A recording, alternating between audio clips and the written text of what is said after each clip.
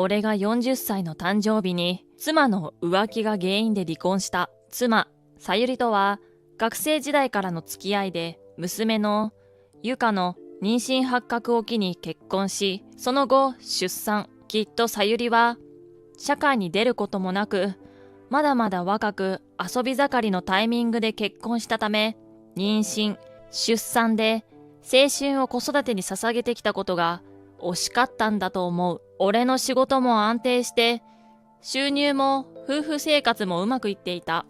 さゆりの浮気を知った時には、一体何が不満なんだと思ったくらいだった。さゆりが浮気をしたのは、刺激を求めて、年下の男と不倫に走ってしまった。きっかけは、ゆかと一緒にカットモデルを引き受けたことからだった。たまたま、ゆかと買い物しているところに声をかけられ、カットモデルを依頼されたという。さゆりはとても嬉しかったらしく、自分より5歳以上も若い男と普段話をすることもなかったし、何より、この年下の美容師見習いの男の腕は確かで、カットの技術力はとても高く、さゆりにとってはとても新鮮なもので、周りの評価も上々だったそうだ。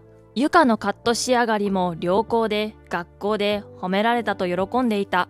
一方俺は、そんなさゆりの変化に気づくこともなく、さゆりの怒りを買ってしまい、余計に不倫熱を上げてしまう結果になっていたのだ。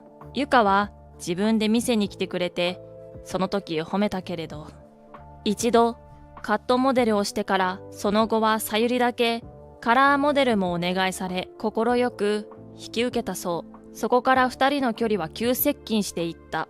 帰り際に年下の男から連絡先が書かれたメモを渡され、そこには、もう少しどうしてもお話がしたいです。連絡待っています。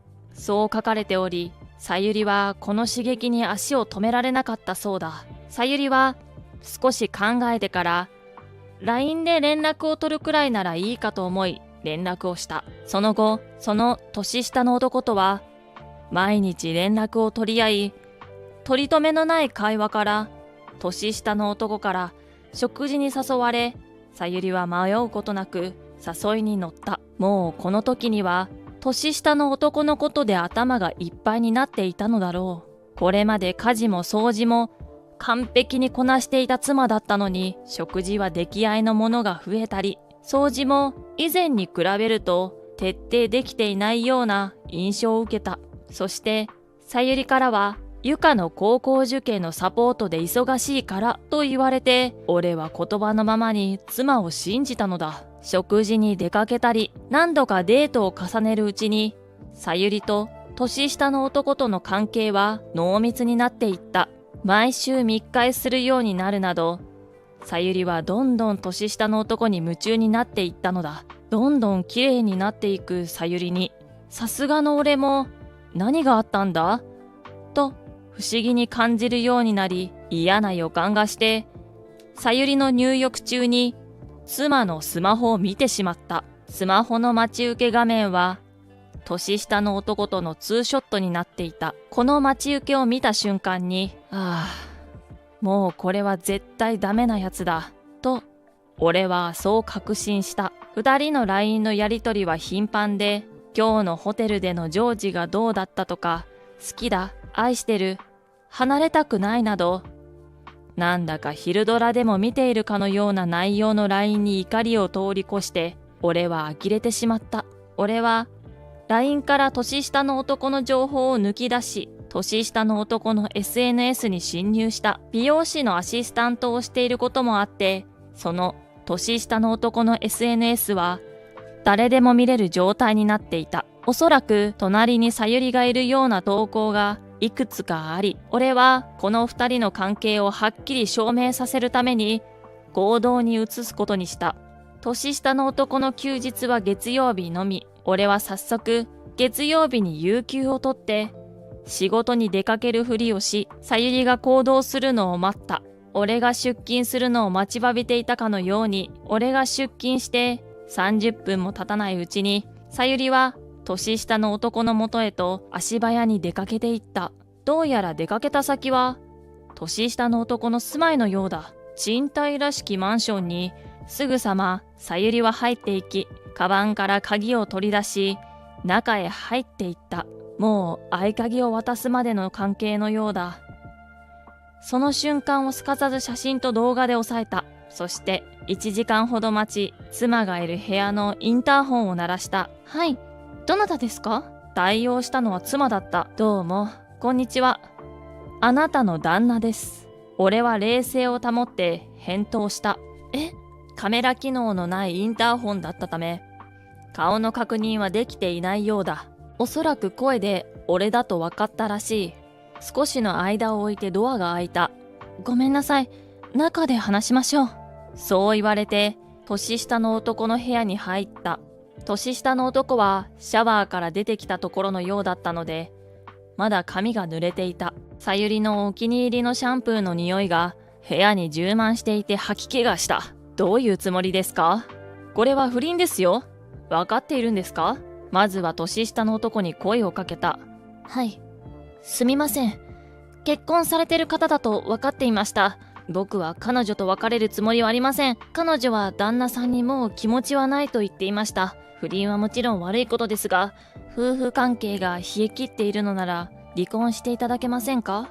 まさか年下の男から離婚を迫られるとは思っていなかった。さゆりも驚いた様子を見せたが、年下の男の言葉が嬉しかったらしく、うっすら涙まで浮かべる様子に、俺は落胆して、もう怒る気さえなかった。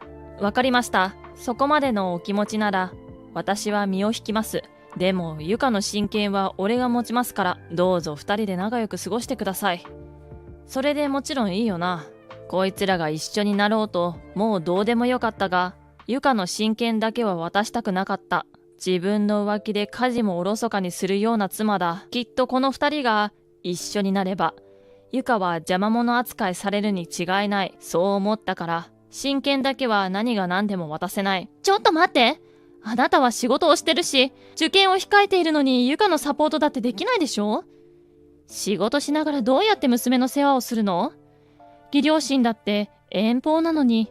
何がゆかのサポートだ。自分は嘘をついて浮気をしていたくせによくもそんなことを平然と言えるな。頭にきたが、こっちが熱くなったら負けだ。彼女と娘さんは僕がしっかり働いて養いますから、娘さんもお母さんと一緒の方がいいに決まってます。多感な時期にお母さんと離れるのは良くないと思います。よくもまあそんなことを、などとそう思ったが、多感な時期には確かにと思った。俺は少し考えて、ゆか本人がどうしたいかを聞いてみることにした。俺は今後のこと、慰謝料のこと、ゆかのこと、簡潔に伝えて、年下の男の家を去った。その足で娘の学校まで出向き、ゆかの帰りを待った。パパ、どうしたの？車の中でゆかの帰りを待っていると、車に気づいたゆかがコンコンと窓を叩いた。いや、ちょっと大事な話があってさ、ちょっと乗ってくれる？ゆかを助手席に乗せ、車を走らせた。こんな時期にまだ14歳の娘に話すのはどうかと思ったが、自分を選んでほしい一心で、妻よりもどうしても先手を打ちたかった。もちろんゆかを守るために、今日のこと、妻の不倫のこと、離婚すること、ゆかと一緒に暮らしたいことを話した。たくさん話した後にゆかは驚き、涙を浮かべ、うつむいて黙ってしまった。そりゃそうだ。母親の浮気を知って、今まで仕事ばかりだった俺と、これから一緒に暮らそうなんて突然言われても、ゆかも困惑して当然だ。ただ一緒に暮らしたい気持ちだけは伝えた。ゆかは分かったと答えて、少し考えさせてね、と返答した。その日、さゆりは家に帰ってこず、ゆかと二人で夕食を食べてそのまま寝た。翌朝、ゆかは一生懸命笑って登校していった。車で校門まで送ったが、車内での会話はなかった。その後、俺も会社に向かった。それでも、さゆりからの連絡はなかった。定時に退社し、スーパーに寄ってから自宅に帰ることにした。料理をするなんて何年ぶりだろう。これからゆかと二人で暮らせるなら家事は俺がしないといけない。しっかりしないと。そう考えながら玄関に上がると、自宅には誰もいなかった。何か違和感を感じて寝室に入ると、さゆりの私物や預金通帳や印鑑、大事なものがすべてなくなっていた。まさかと思い、ゆかの部屋も覗いてみると、学校の制服や教科書、私服などもなくなっていた。そうか、やっぱりゆかはさゆりを選んだのか。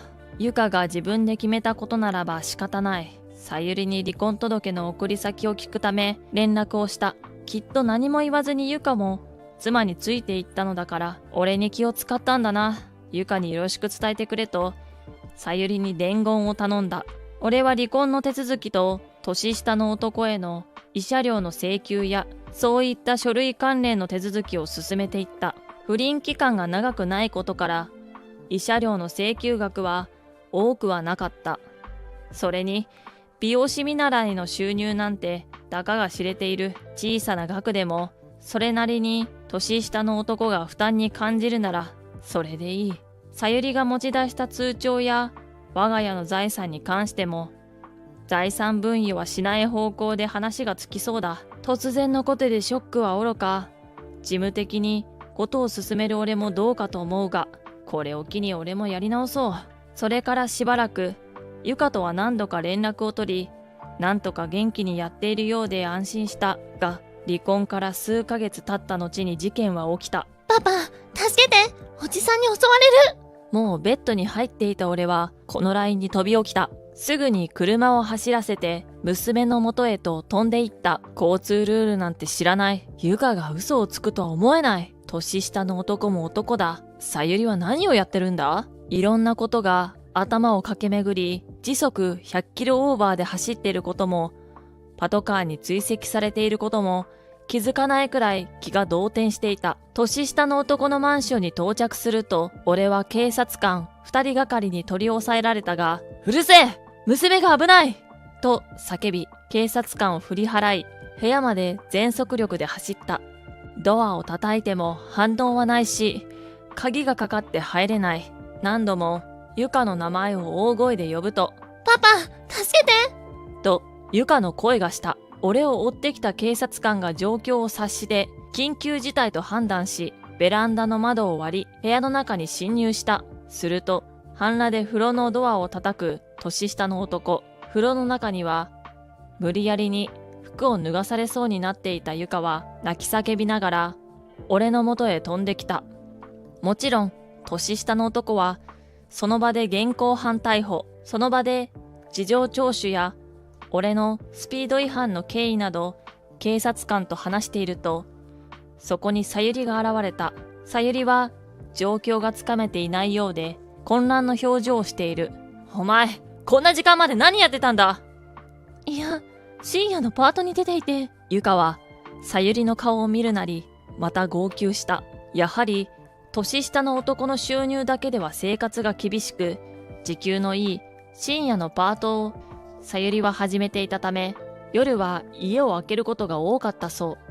これまでもゆかは年下の男に執拗に迫られたり、卑猥な言葉を浴びせられたことがあったそうで、さゆりが仕事の日は友達の家に転がり込んでいたそうなのだが、今日は急遽仕事に駆り出されてこんな状況になってしまったそう。よくよく話を聞けば、年下の男は初めからゆかを狙っていて、さゆりに近づいたのはゆかと接触するためだったと、その後の事情聴取で発覚。